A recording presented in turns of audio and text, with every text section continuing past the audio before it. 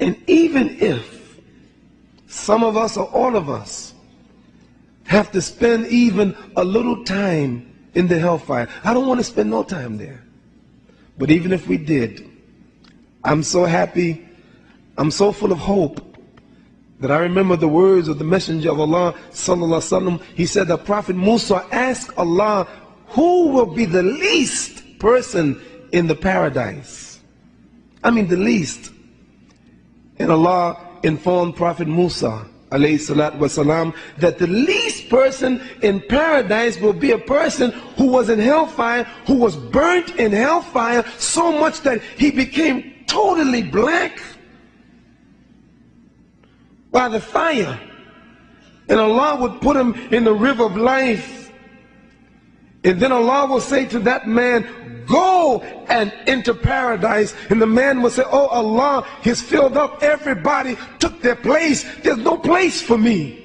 And Allah will say, go into paradise. Here's a man who was in hell, and he will be the least and the last person to go to paradise. Allah will say, go into it. And the man said, oh Allah, please don't mock me. You're the Lord of the worlds. Please don't mock me. There's no room for me.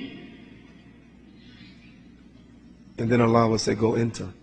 And the man will enter, and Allah will ask him, would you like to have a kingdom like the great kingdoms of the people or the kings of the world? He said, yes. And Allah will say, you shall have that, and it's like, and it's like, and it's like, and it's like, and 10 times more.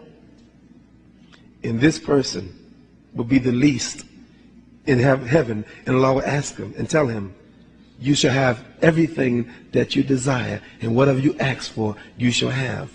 And this shall be the least in paradise. Allah is great. You can't earn Jannah. You can't earn paradise to live forever. You complain that Allah only gave you 20 years, or only gave your child 5 years, or only gave your mother 60 years. You complain, shut up. What is 60 years? What is 100 years? What is 150 years compared with infinity in paradise, of the greatness of paradise and all the joys and the pleasure of paradise? Imagine being in paradise with your grandmother that died years ago, or your grandfather, or your mother, or your daughter, or your son, or your husband, or your wife. Imagine being in paradise together forever. No more. يا حبيب القلوب يا حبيب القلوب أنت حبيب أنت أنسي وأنت مني قريب يا طبيبا بذكره يتداوى كل ذي علة فنعم الطبيب طلعت شمس حبه في القلوب واستنارت فما تلاها غروب. حب الله اقوى علاج يخليك تقدر تسيب اي حب حرام في حياتك، انك تحب ربنا. اقوى علاج يخليك تسيب اي حب حرام في حياتك، انك تحب ربنا. اعظم حب موجود في الكون كله حب الله. إن كنت تعلم من نفسك أنك تحب الله فاعلم بأن الله يحبك. إن كنت تحب الله، إن كنت تعلم من نفسك أنك تحب الله فاعلم بأن الله يحبك. Du kommst nicht wieder zurück. Gibt's keine Chance mehr. Gibt's kein Bessermachen. Wir wollen hier hoch raus im Job. Wir wollen hier hoch raus. Wir wollen große Familien. Wir wollen alles mögliche gut haben. Wir wollen ein schönes Auto, eine schöne Wohnung. Willst zum nächsten Leben ewig, für immer und ewig nichts Schönes haben? Könnt ihr euch vorstellen, dass manche Familienmitglieder von uns in die Hölle gehen? Für immer und ewig. Für immer und ewig. Ich meine, was machst du? Wie oft bittest du Allah, dass sie davon bewahrt werden? Und dass du selber davor bewahrt wirst? Möge Allah uns vor allen bewahren. يشتاقون إلى الجنة. Those who desire paradise work for it. They strive for it. Brothers and sisters in Islam,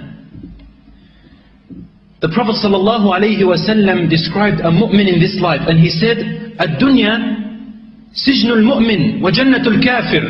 It is the prison of a mu'min, of a believer, and it is the paradise of a kafir, one who rejects Allah. Yes, it is a paradise, because they believe that this is the only life they're going to live. It's only one life. They say it's a short life, so we might as well make the best of it. Get as much as we can from it. A mu'min doesn't think that way. He sees that everything in this world always calls him and her to doing haram things. It makes it difficult for us to worship Allah correctly and sincerely.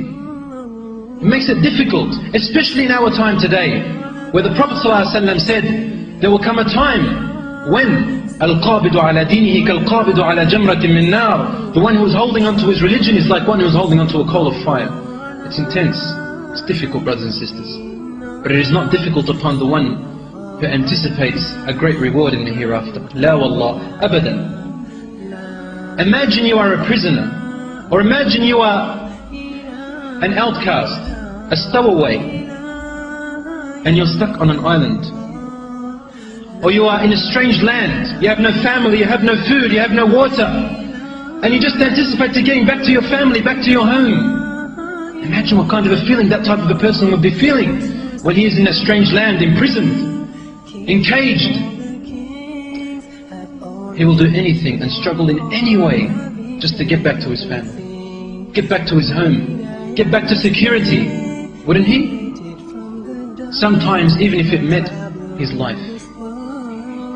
If he is drowning and he is stuck in the water, he will struggle and strive in every way, even if it meant that he has to use the last piece of energy and breath that he has in order to reach land.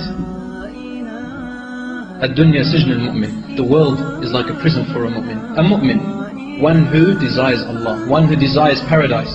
That's a mu'min. Are you one of them, brothers and sisters?